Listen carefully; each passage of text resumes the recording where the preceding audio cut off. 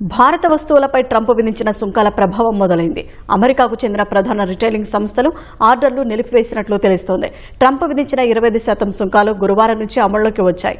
Russia నుంచి చమురు కొనుగోలు చేస్తున్నందుకు విధించిన మరో 25% సుంకాలు ఈ నెల 27 నుంచి అమల్లోకి రానున్నాయి. సుంకాలతో వాల్మార్ట్, అమెజాన్, టార్గెట్, గ్యాప్ తదితర సంస్థలు భారత్ నుంచి ఆర్డర్లు ఆపేసినట్లు సమాచారం.